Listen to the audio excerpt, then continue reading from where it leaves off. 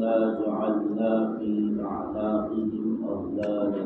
فهي إلى الأذقان فهم مقمحون وجعلنا من بين أيديهم سدا ومن خلفهم سدا فأغشيناهم فهم لا يبصرون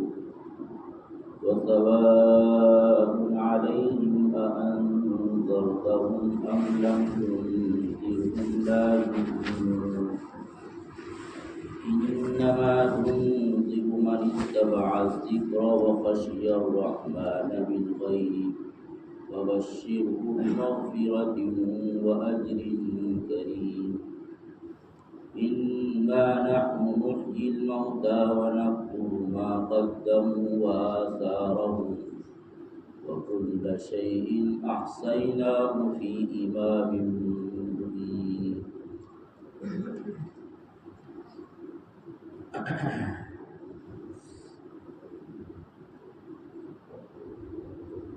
یہاں اللہ تبارک و تعالیٰ نے یہ خبر دی کہ بہت سے لوگوں نے یہ ٹھان لیا ہے کہ وہ نبی کو نہیں مانیں گے اور ان کی باتوں کو قبول نہیں کریں گے.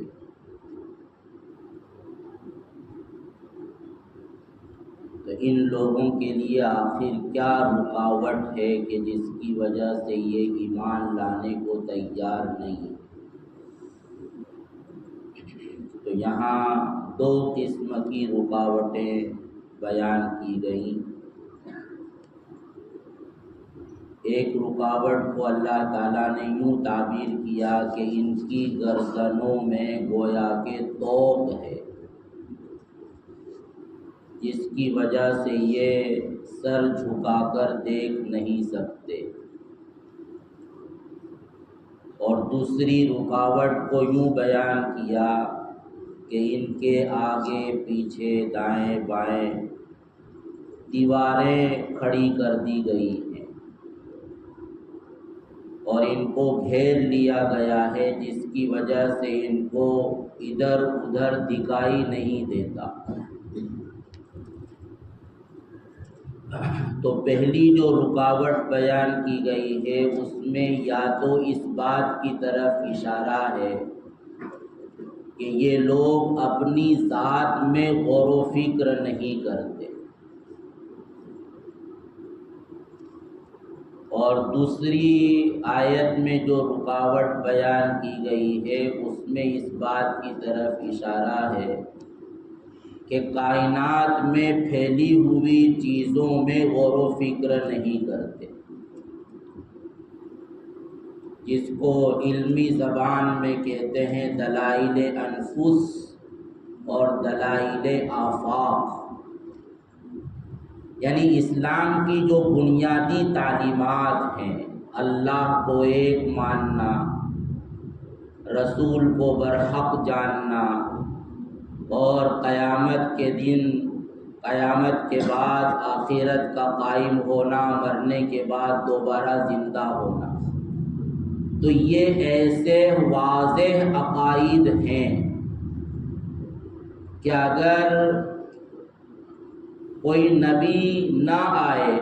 اور اس کی دعوت کسی تک نہ پہنچے تب بھی آدمی خود اپنی ذات میں غور و فکر کر کے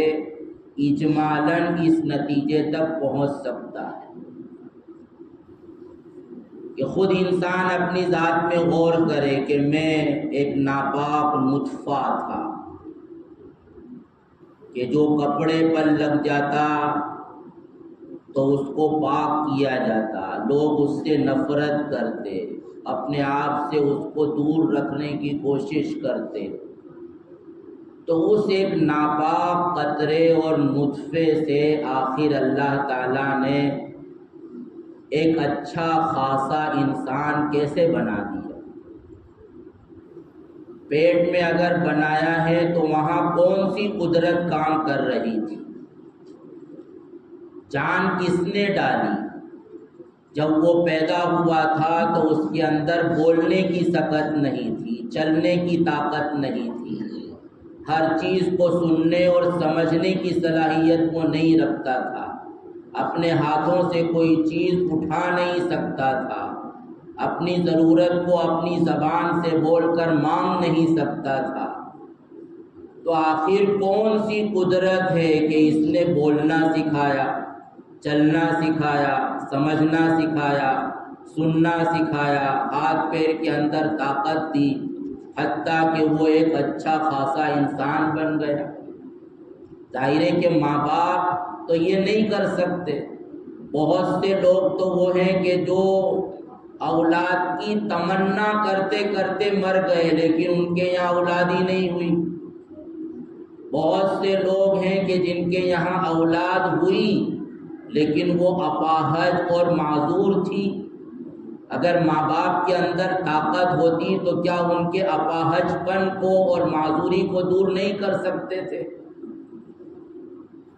تو آخر کون کی ذات ہے کہ جو سب یہ کر رہی ہے کہ جس کو بولنا نہیں آتا تھا اس کو بولنا سکھا دیا، جو سمجھ نہیں پاتا تھا اس کو سمجھنا اور دوسروں کو سمجھانا بھی سکھلا دیا، جو خود چل نہیں سکتا تھا اپنے پیروں پر وہ دوسروں کو چلانے والا بن گیا، جو اپنے پیروں پر کھڑا نہیں ہو سکتا تھا وہ دوسروں کو کھڑا کرنے لگ گیا، جو اپنی ضرورت خود پوری نہیں کر سکتا تھا وہ آج دوسروں کی ضرورت پورا کرنے والا بن گیا۔ انسان خود اپنی ذات میں اپنی اصل سے لے کر اب تک کی زندگی میں غور کرے تو وہ خود اس نتیجے پر پہنچتا ہے کہ واقعتاً کوئی نظر نہ آنے والی طاقت ہے جو مجھ کو وہاں سے یہاں تک لے آئی۔ پھر انسان غور کرے کہ میں بہت سی مرتبہ کوئی کام کرنا چاہتا ہوں لیکن ہو ہی نہیں پاتا، اور بہت سی مرتبہ تھوڑی سی محنت کرنے کے نتیجے میں وہ کام ہو جاتا ہے۔ تو اگر میں با اختیار ہوں تو ہر کام کیوں نہیں کر لیتا، اور اگر میں مجبور ہوں تو بہت سے کام میں کیوں کر لیتا ہوں؟ کوئی بھی انسان بیمار نہیں ہونا چاہتا لیکن وہ کیوں بیمار ہو جاتا ہے؟ بہت سے لوگ ہیں کہ بیمار ہونے کے بعد انہوں نے علاج کیا تو وہ تندرست ہو گئے لیکن وہی علاج دوسرے نے لیا تو اس کی بیماری ختم نہیں ہوئی۔ بہت سے لوگ ہیں کہ جو اپنے روزگار کے لیے رات دن محنت کرتے ہیں لیکن پھر بھی ان کو روزگار نہیں ملتا۔ بہت سے لوگ ہیں کہ جو تھوڑی سی محنت کر لیتے ہیں لیکن خوب کماتے ہیں۔ تو آخر یہ سب کیا ہے؟ یہ خود اس بات کی دلیل ہے کہ جو کوئی ہے طاقت کہ جو اپنی مشیت سے اپنے حکم سے یہ نظام چلا رہی، تو انسان خود اپنی ذات میں غور کرے تو وہ اللہ تک پہنچ سکتا ہے، اور انسان اگر اپنی ذات میں نہیں تو ارد گرد میں جو حالات جو چیزیں اس کو نظر آ رہی، آسمان ہے، زمین ہے، پہاڑ ہیں، طرح طرح کے جانور ہیں، اور سورج کا نکلنا، سورج کا غروب ہونا، رات کا آنا جانا، موسم کا تبدیل ہو جانا، بارشوں کا نظام، بارشوں کا رک جانا، زمین سے غلوں کا پیدا ہونا، قحط کا پڑ جانا، طوفانوں کا آ جانا، ہواؤں کا چلنا، زلزلہ، تو آخر یہ کون ہے؟ ظاہر ہے کہ کوئی ایسی کانفرنس تو نہیں ہوئی تھی کہ ہر روزانہ صبح کو اتنی بجے سورج کو نکالنا ہے اور اتنی بجے غروب کر دینا ہے، لیکن یہ برس ہا برس، کروڑ ہا خرب سالوں سے یہ نظام ایسا پرفیکٹ چل رہا ہے کہ اس میں ایک سیکنڈ کا بھی فرق نہیں آتا،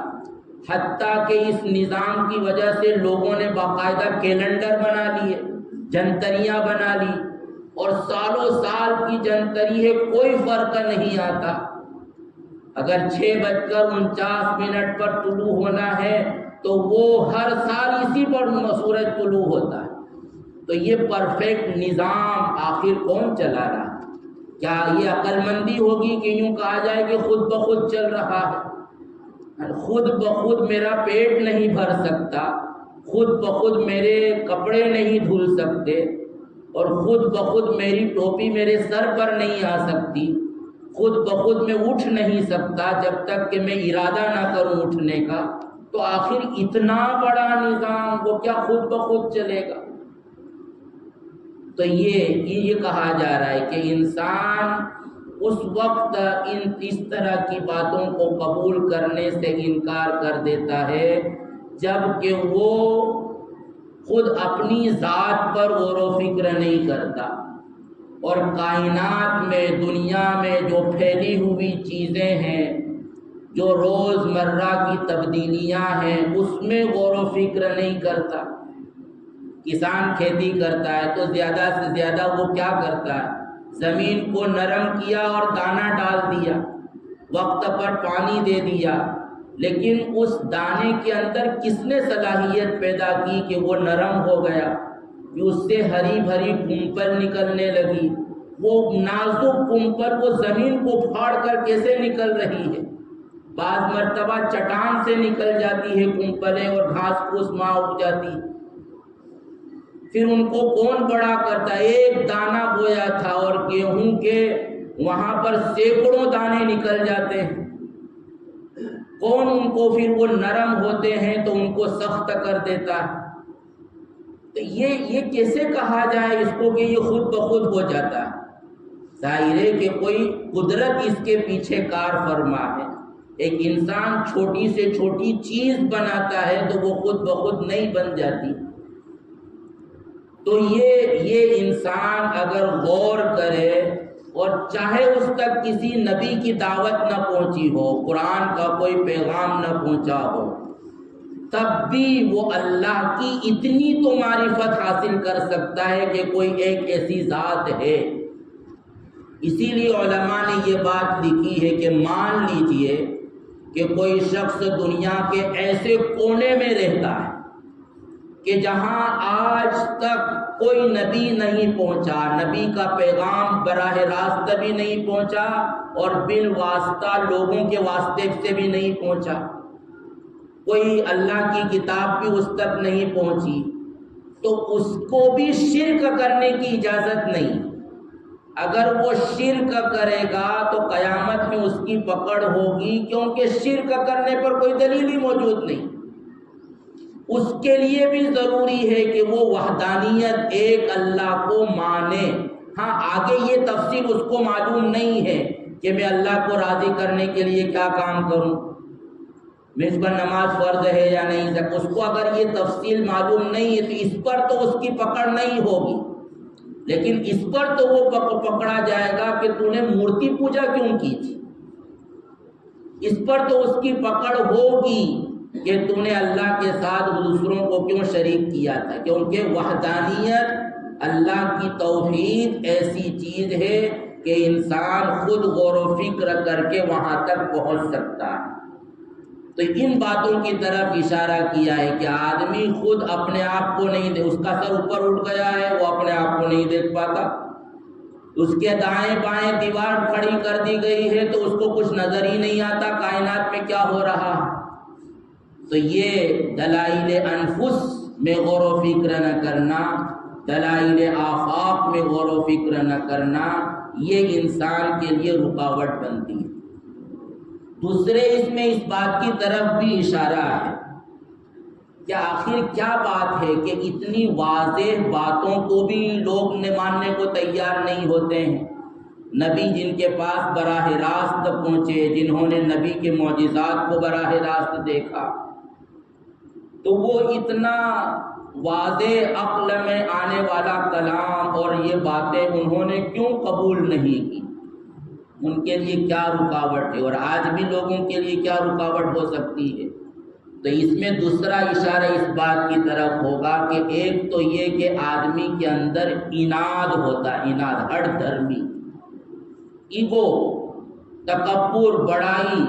کہ میں اپنے جیسے انسان کے پیچھے کیوں چلوں، میں خود سوچنے والا، سمجھنے والا، میں اپنے فیصلے خود کروں گا کہ مجھے کیا کرنا، میں کیوں کسی کی بات کو مانوں۔ یہ انسان کے اندر جب بڑائی کا مادہ ہوتا، اس کے اندر ایگو ہوتی ہے،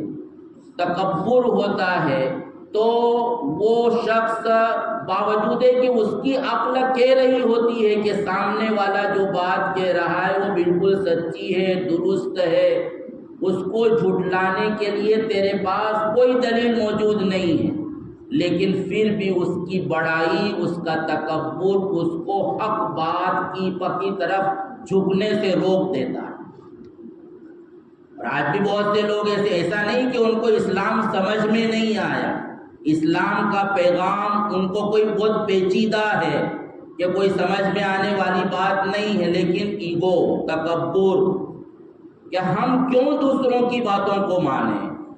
ہمارے اندر خود عقل ہے، سوچنے سمجھنے کی صلاحیت ہے، تو ہم اپنے معاملات کا فیصلہ خود کریں گے۔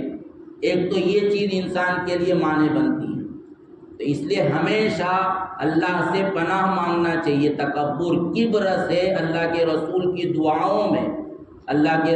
دعاؤں میں استعاذات، یعنی کن کن چیزوں سے پناہ چاہیے۔ حدیث کی ایک کتاب ہے سنن نسائی، اس میں ابواب الاستعاذہ کے نام سے مستقل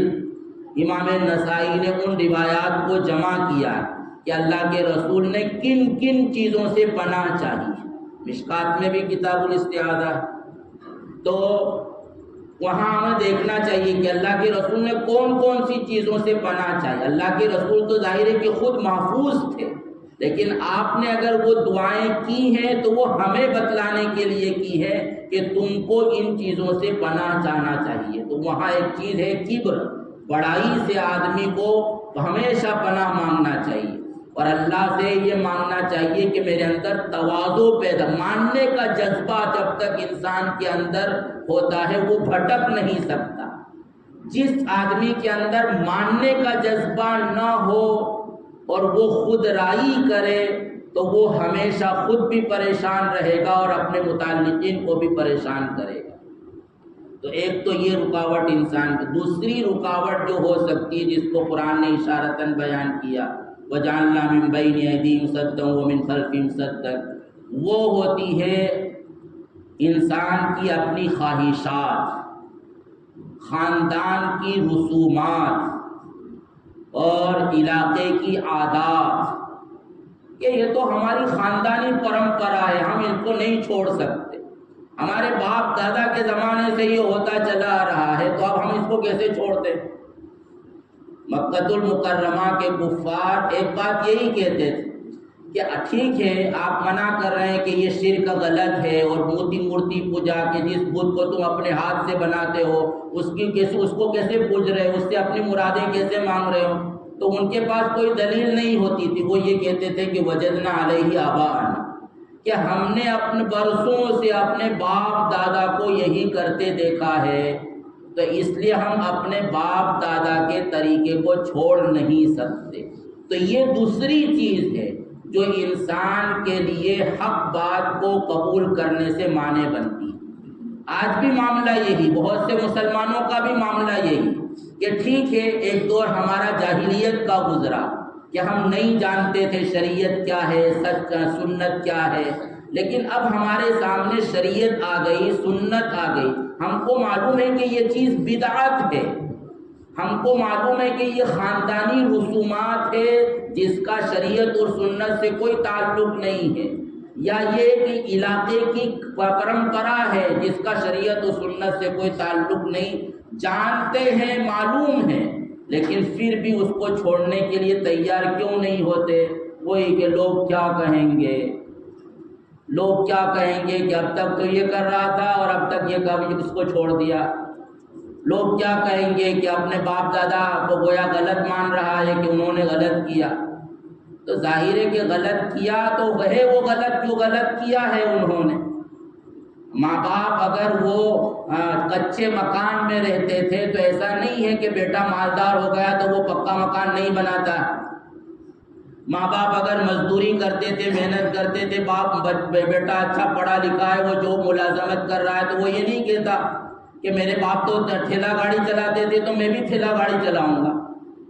وہ تو کچے مکان میں رہتے تھے تو میں بھی کچے مکان میں رہوں گا، تو یہاں کیوں انسان اپنے ماں باپ کے رہن سہن کے طریقے کو چھوڑ دیتا؟ وہ سمجھتا ہے کہ ان کے حالات ایسے ہی تھے، اس لیے انہوں نے ایسی زندگی بسر کی، ہمارے پاس وسائل ہیں تو ہمیں خواہ اپنے آپ کو مشقت میں ڈالنے کی کیا ضرورت؟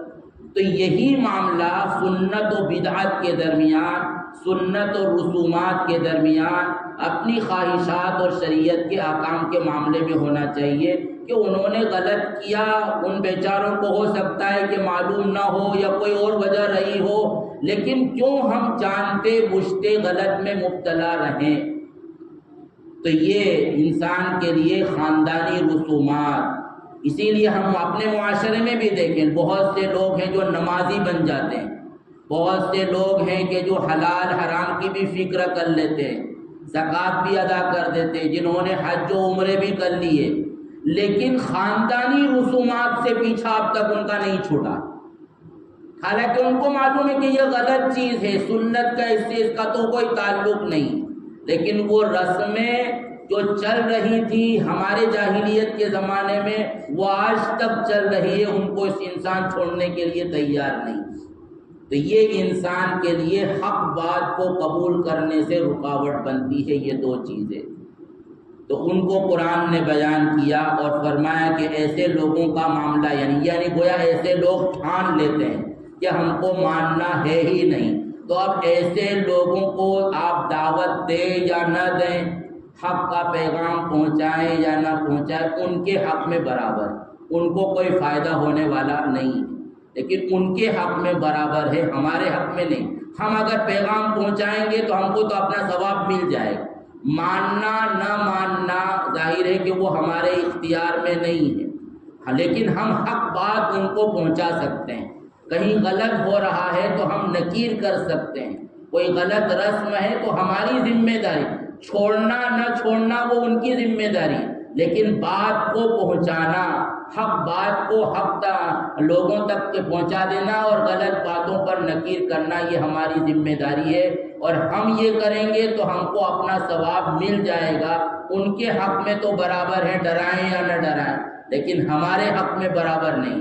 ہم اگر نہیں کر رہے ہیں تو ہم اپنی ذمہ داری کو چھوڑ رہے ہیں اور اللہ کے یہاں ثواب سے محروم ہو رہے ہیں، اور ہو سکتا ہے کہ ہماری گرفت ہو کہ تمہاری ذمہ داری تھی، تم نے اس ذمہ داری کو کیوں پورا نہیں کیا۔